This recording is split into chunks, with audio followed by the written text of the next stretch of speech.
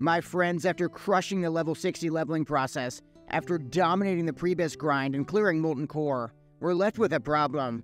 What do we do next? Do we start raid logging? Do we start getting really into random Olympic sports? As exciting as the dressage finals are, if you want to keep playing Season of Discovery, I've got the perfect video for you on what to do next. We're going to be talking about exactly what you should be doing in the next few months of Season of Discovery Phase 4. From getting your BiS gear and working on those insanely long rep grinds, and getting really rare items from dungeons, there's always something to do on your main. And then we have these really time-limited gold farms that you can do to get really rich really fast, especially if you want to be able to afford some of those really expensive items like Devil Core. And of course, we've got to talk PvP. If you've got any sort of rank 14 aspirations, this is the exact phase where you're going to be setting everything up for that. Let's first get started with the BiS Gear Grind.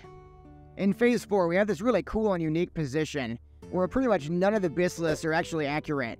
That's because last minute, Blizzard threw us that big curveball where we have to run a certain amount of fire resistance just to survive in the raid. That means we're back in the Wild West where everybody's just kind of coming up with their own gear sets, and what's actually BiS is still unknown to most people. You could spend countless hours on 60 upgrades in your class sim, just playing around with different fire resistance, figuring out exactly what outputs the most damage.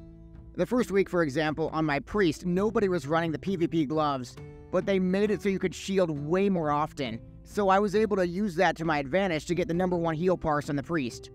In between Molten Core, you're also really going to want to be maximizing the Onyxia, the world bosses as well. To keep things interesting, one recommendation I would have is split runs. So every single week we're running less and less players in Kazakh, less and less players on Onyxia. If you don't think Onyxia is very fun, try it with like 12 people. It's a very different experience. You're probably going to wipe, but you're also going to get way more loot for your group as well. See, everybody wants Imperium Demolisher, everybody wants Crystal Adorned Crown. But if you have, say, 5 warriors competing on Imperium Demolisher, your odds are just not very good. Another reason to cut players, especially on Onyxia, is that all the different tier tokens can drop from Oni, which means that if you really want to increase your chances of getting full BiS, you want to run like 10-15 people. So in between raids, you should also definitely be hitting Blackrock Eruption. The embers you get from the dailies, they give you the ability to upgrade your Flare Core, for example. And these items actually have true BiS stats for a lot of classes, especially because you have to run the Fire Res. My preset, for example, has not 1, but 2 different Flare Core pieces, so doing those dailies has become an ultimate priority for me. The nice thing about doing these dailies as well is that you'll be rapidly pushing towards Exalted with Hydraxian Waterlords.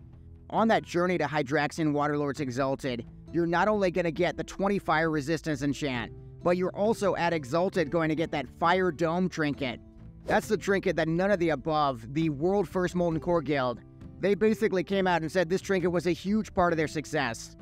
One tip on top of doing the dailies is that you can farm the mobs for additional currency as well.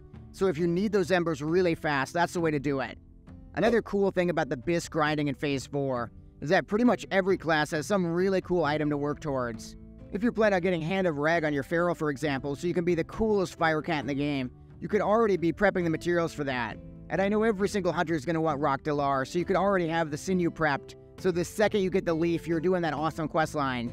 Really optimistic players could also start prepping for their Thunder Fury, so you could craft it the day that BWL comes out. There's also quite a bit of dungeon gear to be aiming for too.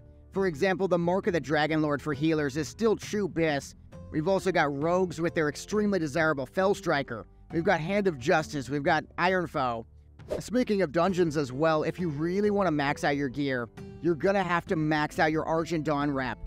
Argent Dawn rep is the only way you can get your true BiS 15 Fire Res enchant. Getting your Argent Dawn commission, spamming Sholomance, that is the best way to get your Exalted AD. But it's still going to take it upwards of 20 hours, so you've really got to get started on it. Maybe though, if grinding all that rep is burning you out, farming some gold is exactly what you need. Of course, we've got classics like Frostmaw Echo farming, one of my personal favorite guild activities. But now it's really been spiced up because you've got to farm the bears as well for fire resistance. Just a couple of hours of echo farming could generate everybody in your guild about 200 gold, which is really not bad at all. If you want more of a solo activity, you want to replicate Jurassic Park, you could go and farm Devil Core leggings from the Devil Stars. We were camping King Mosh earlier today. It's a lot of fun to do, especially on a server restart. Another great moneymaker to do would be the Libram questlines for the fire-resistant chants. Every single player in the game is going to want the leg and the head enchants, but most people, they don't really understand how the questline works in the first place. They're more than willing to pay 100 extra gold, 200 extra gold, if you're willing to go around and collect the crystals and the burning essence, and just apply the enchant for them. We also can't forget professions either. They're still such a great way to make money. Imagine, for example, being a skinner, getting the onyxia scales to sell in the auction house, or being an alchemist and going to Scholomance, and you just craft a bunch of flasks and make free money from all the raiders. I'd also note that with engineering at sort of an all-time low in terms of relevance, this is a really good time to have two money-making professions. There's also short-term profit to be made from the 0.5 questline. So not only crafting the items, but farming the Twilight Robes. People are really willing to pay a premium for these items. So alongside your money making, this is a really perfect time to be making alts as well. My plan to really make alts more fun is to completely skip the fire res process. I'm just going to do heat level 1 on all my different alts. So some of the trendy alts to make right now.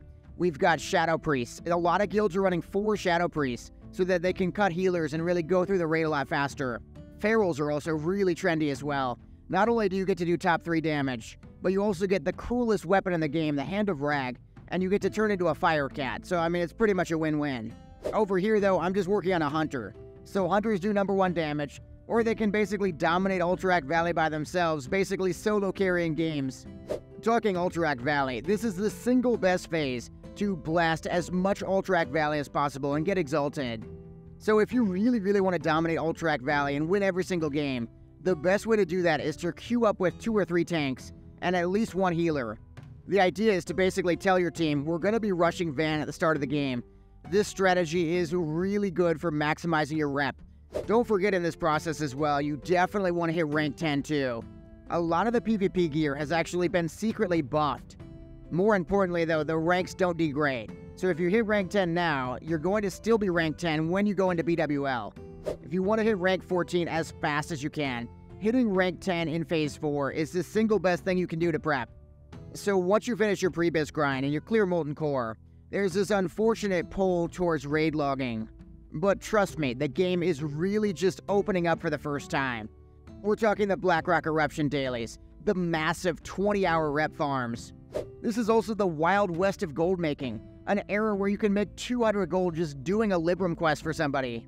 But phase 4 is also a great time to work on alts. It's a fantastic time to hit rank 10. So I really hope you get out there in phase 4, and I better not see you raid logging. Thanks so much for watching. Make sure to lock in and subscribe for future guides. Then click on my Ultimate Exploits guide for Molten Core Dominance.